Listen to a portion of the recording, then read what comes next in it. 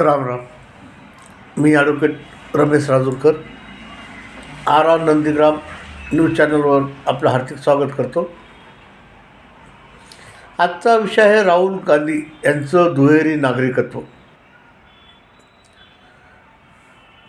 हा विषय आता ऐरणीवर आलेला आहे की राहुल गांधी हे भारताचे आणि ब्रिटनचे नागरिक आहेत हे सिद्ध करणारं कागदपत्र उपलब्ध आहेत.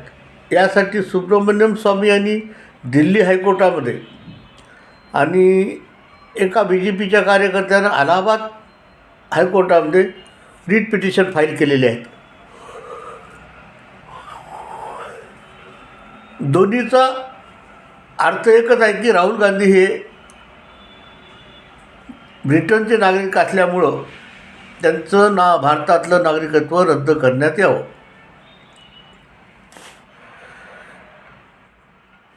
हा विषयावर नागरिकत्वावर का विषय आला की भारतामध्ये आज ते लोकसभेमध्ये विरोधी पक्ष नेतेपदावर स्थानापन्न आहेत आणि त्यांचं नागरिकत्व रद्द झालं तर त्यांना त्या पदाचा राजीनामा, खासदारकीचा राजीनामा द्यावा लागणार आहे. राहुल गांधी यांनी ब्रिटनमध्ये कंपनी आहे त्याचे ते भागीदार आहेत. त्या भागीदारीमध्ये जो तिथलच्या सरकारला टॅक्स भरला आहे,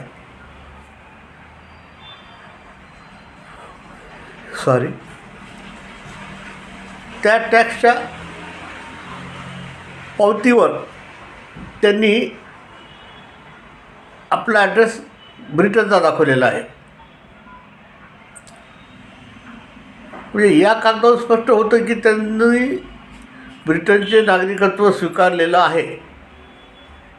तर त्यामुळे ते भारतातल्या खासदार आणि विरोधी पक्ष नेतेपदावर होऊ शकत नाही.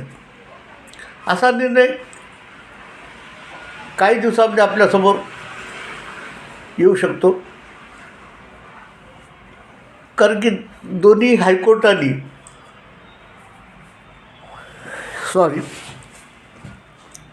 केंद्रीय गृहमंत्र्यांना पत्र लिहिलं आहे या बाबतीमध्ये आपला खुलासा करावा. असा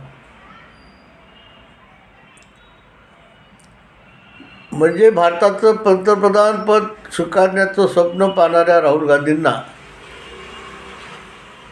विरोधी पक्ष सोडा, खासदारकीच राहता येणार नाही, भारताचं नागरिकही राहता येणार नाही. हा निकाल 100% येऊ शकतो. यासाठी कागदपत्र उपलब्ध आहेत आणि या पिटिशनमध्ये राहुल गांधी यांना स्वतःला म्हणणं मांडावं लागणार आहे. तर त्याच या गोष्टी त्यांनी नाकारूनसुद्धा काही उपयोग होणार नाही. त्यानंतर आपल्यासमोर प्रश्न असा आहे की राहुल गांधीवर किती खटले आहेत. नॅशनल हेराल्डच्या प्रकरणावर सोनिया गांधी आणि राहुल गांधी आज बेलवर आहेत.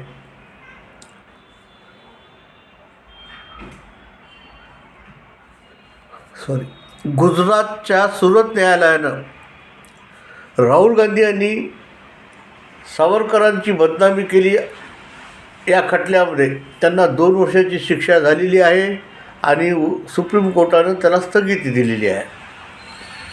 आणि इतरही बऱ्याच न्यायालयामध्ये सावरकरांची संघाची बदनामी केली अशाबद्दलचे खटले प्रलंबित आहेत.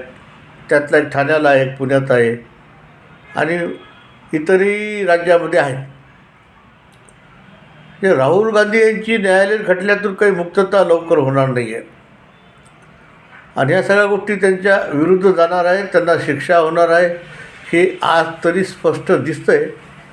पण यासाठी आपल्याला निकालाची वाट पाहावी लागेल न्यायालयाची. आपण स्थितीजन्य जो पुरावा आहे त्यावर असं म्हणू शकतो की या खटल्यांमध्ये राहुल गांधी यांना शिक्षा होऊ शकते. दुसरं असं की राहुल गांधी यांनी देशविरोधी कार्य केलं आहे. भारताच्या विरुद्ध असणाऱ्या देशद्रोह्यांना त्यांच्यासोबत त्यांनी मिटिंग केल्या आहेत. त्यांच्याकडून मिळालेल्या पैशावर त्यांनी भारतामध्ये केंद्र सरकार पाडण्याचं निवडणुकीमध्ये प्रत्येक ठिकाणी षडयंत्र केलेलं आहे. त्यामध्ये शाहीनबाग असेल, शेतकऱ्यांचं झालेलं जे आंदोलन आहे पंजाबच्या बॉर्डरवर झालेलं, पंजाबचं दिल्लीच्या बॉर्डरवर झालेलं, अशा बऱ्याचशा प्रकरणामध्ये राहुल गांधी यांचा देशविरोधी हात आहे हे आता स्पष्ट दिसून येत आहे.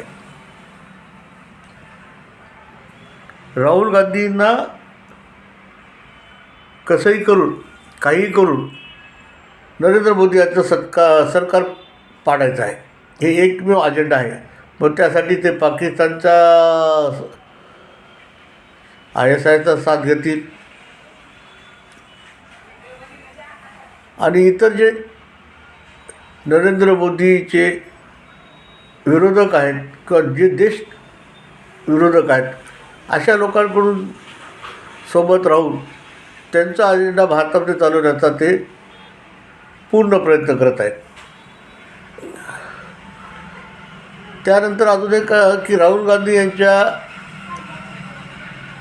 वैयक्तिक बाब आहे लग्नाबद्दल. बांगलादेशचा एक पत्रकार यांनी पुराव्यानिशी इत्थंभूत माहिती प्रसिद्ध केलेली आहे की राहुल गांधी यांचं लग्न झालेलं आहे. त्यांची पत्नी अमेरिकेत राहती. एक 19 वर्षाचा मुलगा आहे, 14 वर्षाचं मुलगी आहे. आणि राहुल गांधी यांचे जे सासरे आहेत ते ड्रग स्मगलर आहेत. आणि ती पत्नी भारतामध्ये येऊन बरेच वेळा राहिलेली आहे. अंदमान निकोबारमध्ये सुद्धा राहिलेली आहे. अशा प्रकारचे रिपोर्ट त्यांनी दिलेले आहेत. आणि राहुल गांधी यांचे अजूनही 2-3 महिलांसोबत परदेशी अनैतिक संबंध आहेत याबद्दल त्यांनी खुलासा केला आहे. त्या पत्रकारांनी ही बातमी प्रसिद्ध केली आणि चॅलेंज केलं की तुम्ही ही बातमी खरी आहे का खोटी आहे हे सांगा, त्यानंतर मी तुम्हाला पुराव्यानिशी हे सिद्ध करून दाखवतो. राहुल गांधी यांचं शिक्षण किती झालं आहे याबद्दल फार मोठी शंका आहे. कारण सुब्रमण्यम स्वामी यांनी राहुल गांधी, सोनिया गांधी आणि प्रियंका गांधी यांच्या शैक्षणिक कागदपत्र इंग्लंडमधून उपलब्ध केलेले आहेत. राहुल गांधी यांचं जे वागणं आहे ते देशविरोधी आहे हे स्पष्ट झालेलं आहे बऱ्याच घटनांतून. आणि त्यांना काही करून नरेंद्र मोदी BJPचं सरकार पाडणे हा एकमेव अजेंडा आहे. मग त्यासाठी ते भारतातल्या यवन लोकांचा संपूर्ण पाठिंबा मिळवण्याचा प्रयत्न केला जातो. मतदान मिळण्यासाठी त्यांचे लाड पुरवले जातात, त्यांच्या फेवरमध्ये बोलल्या जाते. आणि आजपर्यंत सगळा अजेंडा जो आहे तो हिंदू विरोधी आहे. खोटे नाटक करण्यामध्ये प्रसिद्ध आहेत ते. गळ्यामध्ये हिंदू मंदिरात जातील, गळ्यामध्ये जानवं घालतील आणि सांगतील की माझं गोत्र दत्तात्रय आहे म्हणून. या सगळ्या गोष्टी आणि त्यांनी केलेली आताचे नाटकंही खूप आहेत. गरिबाच्या घरी जायचं, तिथं जेवायचं, कोण्या शेतकऱ्याच्या शेतावर जाऊन त्याला बोलायचं, रेल्वे लाईनचे जे आहे लाईनमन असतात त्यांना जाऊन भेटणे. ज्या रेल्वे लाईनवर मोठ्या प्रमाणावर रेल्वे अपघात करण्याचे प्रयत्न झाले, रेल्वे रुळावर अडथळे ठेवण्यात आले, ही घटना आणि राहुल गांधी लाईनमनला भेटले की मिळतं जुळतं आहे, याचा कुठं कुठंतरी संबंध आहे. असा हा व्यक्ती देश विरोधी किंवा देशद्रोही कृत्यामध्ये सामील आहे. अशा व्यक्तीचं भविष्य काही फार चांगलं नाही आहे, अंधकारमय होणार आहे. काही दिवसात आपल्याला समोर स्पष्ट होईल की राहुल गांधी यांनी देशविरोधी काय काय कृत्य केलेले आहेत.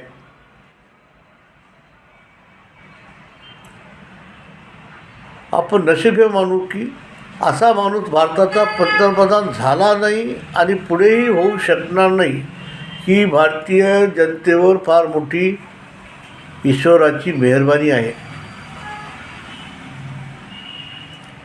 नाही तर हा अर्धवट शिकलेला, दुसऱ्यानं सांगितलेली भाषणं वाचणारा, कमी बुद्धीचा भारताचा पंतप्रधान झाला असता तर भारताचं काय झालं असतं याचा विचारही करणं कठीण आहे. कोणतंच नॉलेज नाही आहे. सगळ्या ठिकाणी ज्या पत्रकारांना मुलाखत दिल्या जाते ते पत्रकार मॅनेज केलेले असतात. ठराविक पत्रकारांना ते उत्तरं देतात. बऱ्याच ठिकाणी जाऊन त्यांना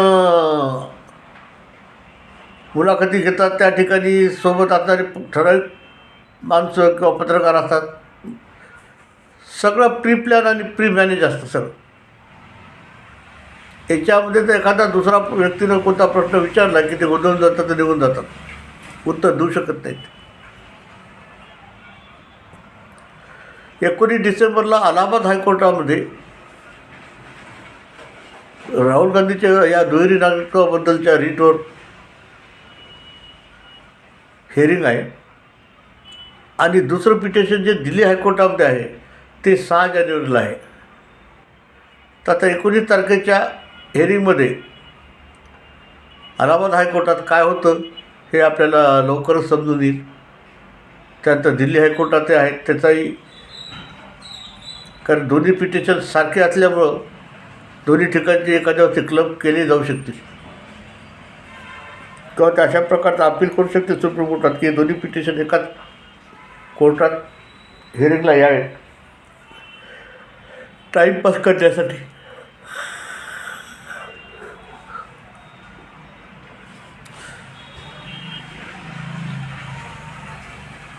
हा जो नेहरू गांधी घराण्याचा राजपुत्र जो आहे, राजपुत्रासारखंच वागतो, बोलतो आणि जगतो.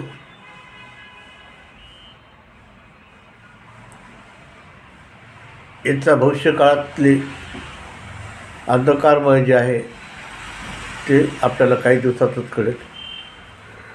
मी माझं मत आपल्यासमोर मांडलं आहे. आपण आपलं मत मला माझ्या कॉमेंट बॉक्समध्ये जरूर द्यावं. जय श्रीराम.